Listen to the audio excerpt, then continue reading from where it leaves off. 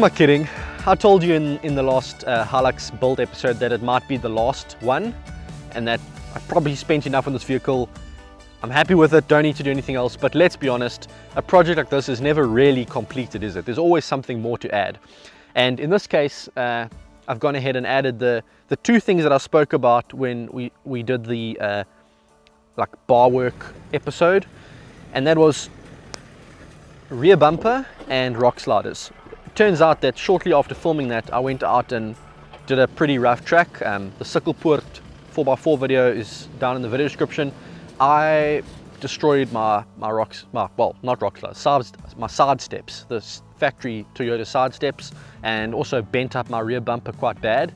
So the time came where I thought, okay, now's the time to actually upgrade. And there are pros and cons to what I'm about to show you, but buckle in, let's get into detail. Now, before we jump in the deep end and look at each of these products specifically, let's just talk about nice to have versus essential when it comes to overlanding, and just let's differentiate overlanding and hectic 4x4 straight away. 4x4, let's be honest, in its purest form is more about the driving and the obstacles and the technique of the driving itself, whereas overlanding could more be defined as getting to really remote places, and it's more about the place and the environment than the actual driving itself. Your vehicle is just a means to get to a place. Normally, when it comes to overlanding, you're not doing such extreme driving where you've got wheel lifts and smashing against rocks and CVs braking and stuff, because the whole goal is to not have a breakdown in the middle of nowhere. The whole goal is to try and protect your vehicle and avoid situations where you're going to damage stuff. Whereas 4x4, you're kind of pushing the limits. So when it comes to vehicle protection, it does become more of a luxury. And the reason that I went and did this was a few reasons. We'll get to them in more detail. But in a nutshell, I wanted to have that extra little bit of insurance just in case I got myself into a situation like Sikkelpoort, where you're not expecting to push the limits, but you start pushing the limits, and then just having that peace of mind, it helps a lot. So let's talk about the rear bumper first. This is made by Wildog in South Africa. Same company that makes the rock sliders we'll look at in a moment. And there's a number of things I really like about this. Not only does it look good, but it performs a lot of pretty cool functions as well. But we can't talk about this without talking about the original bumper. To be honest, there was absolutely nothing wrong with the original bumper. You could probably get away with using that on some pretty rough tracks, and yeah, you'll probably damage it a little bit because it's not quite as sturdy, but a lot of the damage would be cosmetic, and it will still provide the protection to your bodywork that you would need. So this is not an essential piece, it's nice to have. That being said though, I'll tell you why I chose to go for this.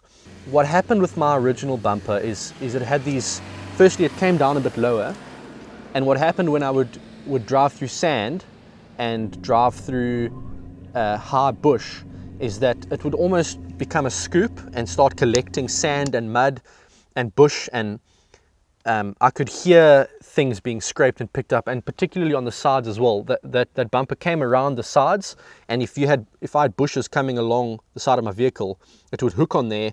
And eventually on the Sikkelpoort trail, which is to date probably the toughest piece of 4x4 driving I've done, that bumper caught in bushes, and I just found bushes and dirt and everything caught in the side of the bumper.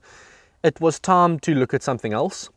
When it comes to having a tow bar and a plug socket for a trailer, the original bumper, because everything was lower, the factory tow bar on the Hilux was the part that kept hooking on stuff when I went through hills, and the plug was very low and not protected at all by the bumper. So I found that the plug kept getting bent by mud and vegetation and rocks, and I knew it was just a matter of time until that thing snapped off. So when trying to choose a rear bumper, I looked at, what can not only provide protection in the case of somebody ramming into the back of me, or or just slamming rocks and bushes and stuff, but also what would give me a better departure angle at the back and allow me to fit a tow bar a little bit higher and the plug a little bit higher in a location where it's not going to hook on everything. And the Wildog kind of ticked that box. So that was the first thing. The second thing was I wanted proper rear recovery points.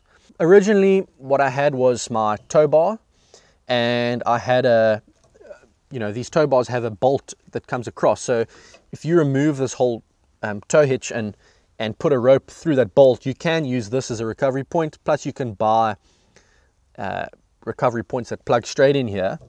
And that was very much an option, but I just like the idea of having space here for bow shackles. So I've got 2 recovery points, and yes, I've used these to recover other people, believe it or not. But it's just nice to know that that's there. Plus having high lift jacking points on the back. I don't own a high lift jack, but if I was doing something really extreme, planning a really extreme trip, and I thought, okay, let me get a high lift jack, both the rear bumper and the rock sliders suddenly become points where I can jack this vehicle up. So that's just nice to have. This bumper is compatible with the 2021 Hilux that has the sensors here, but obviously this version doesn't have the sensors, so these holes are just plugged up, and I'll definitely never use those. There was one more thing that I wanted to consider when choosing a rear bumper. There are a number of companies that make them: pt.8, Desert Tech, Stoffpot, just to name a few, and a lot of them are really great.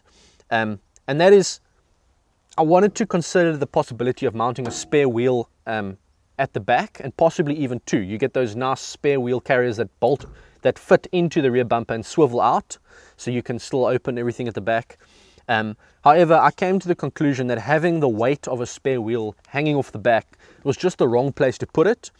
The same way that I wouldn't really put a spare wheel on the roof, the weight is in the wrong place. I wanted to keep it underneath here, and to be honest, I've never had any issues with having my spare wheel at the bottom. Even on really rough tracks where I've smashed up everything underneath the vehicle, the spare wheel's been just fine over there, and I've been able to access it when I needed it. If I wanted to take a second spare wheel, I've got plenty of space on the roof racks where I could put it up, so it kind of negates the need for having one right at the back. pt.8 and even Wildog, they make rear bumpers that have the spare wheel carrier built in, but for me, just having a solid steel rear bumper where I can get somebody to fit a spare wheel carrier if I ever decide I need it in the future, the option's there, whereas the original bumper, the option isn't there. You might want to put one on the back, in which case an aftermarket bumper would be completely necessary for you. Of course, there are things you will sacrifice when replacing a factory bumper like this. You're going to pay more for it. Spending money necessarily wouldn't make sense. And secondly, this probably does weigh a little bit more than the original one. I believe the weight difference is almost negligible, but it's something to consider. Let's move on. Okay, rock sliders, or side steps, or whatever you want to call them. I want to call these rock sliders because side steps can come in so many forms: soft plastic steps for simply climbing into your vehicle, or something like this, which really protects you from rocks and logs and all kinds of things. My original side steps got really beaten up in the Sikkelpoort trail. There were some big rocks, and it's not so much the big rocks that come underneath your wheels, but it's when you are tilting over and have a big rock on the opposite side, it brings your chassis closer to the ground on whichever side is opposite to the rock, and that's when you can damage it on stuff. And that's what happened. Big rock over here. My side step, factory side step, actually saved me from having a rock gash my vehicle underneath here. So but it's almost like a sacrificial save, where that thing was so bent up afterwards that it would never really perform the same function again, and I had to replace it. So this, although I do consider this in the nice to have category, it became necessary for me to replace my side steps. So I looked at different versions of side steps. Stoffputt and Wildog were the two that I was considering, and I ended up going with the Wildog for a number of reasons. Number one, it actually sticks out quite a bit, and that has saved me a couple times. One occasion I was doing a 4x4 trail, I had to take a tight turn in thick bush, and because it's such a long wheelbase, my vehicle came over a pretty thick stump, which I didn't see. It was down low, and actually caught on the rock slider, and this protected my bodywork from being completely damaged. It bent the log out the way. It would have been gashed so deeply, and the repairs on these two door panels would have cost a lot more than what I've spent on this, so it's basically already paid itself off, if you want to look at it that way. When it comes to climbing in and out of the vehicle, this actually makes it a little bit more awkward than the original side steps, or even not having side steps at all, because they stick out so much. You almost have to climb over them, which makes it harder to get in and out of the vehicle. What they are fantastic for, though, is standing on to access things on the roof. Standing on these to set up a roof tent, it literally makes that process twice as fast. Without these, you have to try and open doors and stand on the inside, and you get the inside all muddy. This makes a big difference. To have something to stand on high up, to access things on the roof, that in itself made this whole thing worth it. I will add that these particular rock sliders have some nice grip here. They've got the Wildog logo laser cut through these panels and some holes over here, and that extra little bit of grip when you're standing to access stuff on the roof or to climb in and out of the vehicle makes a big difference, especially when it's wet. So that's something to consider. The smooth kind of painted look may not work as well for that, especially if it's just a round bar, but the way they've done this with this squared panel here with all the grip really makes it a fantastic product that also looks good. And I'd say the biggest downside by far with these is weight.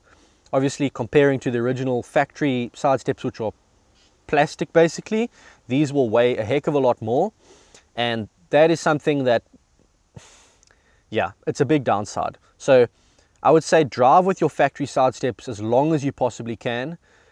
Destroy them if you have to, completely destroy them. They will offer some level of protection, and they'll be a lot lighter.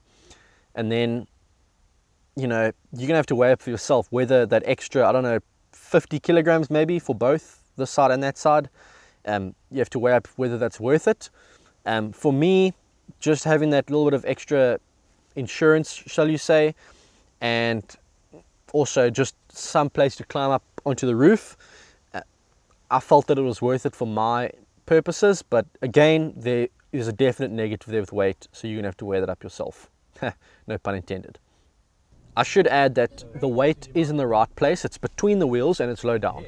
So in terms of handling, you're not going to feel it as much, but in terms of, you know, getting close to that maximum GVM of your vehicle, or simply, you know, having to look at stuff like upgrading your suspension or fuel economy, this will add weight and that will affect it. Handling, as I said, doesn't really make a difference, but weight is weight. So that's where we will bring episode 8 of the Hilux build series to an end. Hope you enjoyed it. I will put links to these products below. Website's not that great, but the links are there. I'm not sure if you can access these outside of South Africa. I think you may be able to, but if you're in South Africa, you'll find these pretty much everywhere. They are fantastic products and they do a great job. Thanks for watching. I'll see you next time.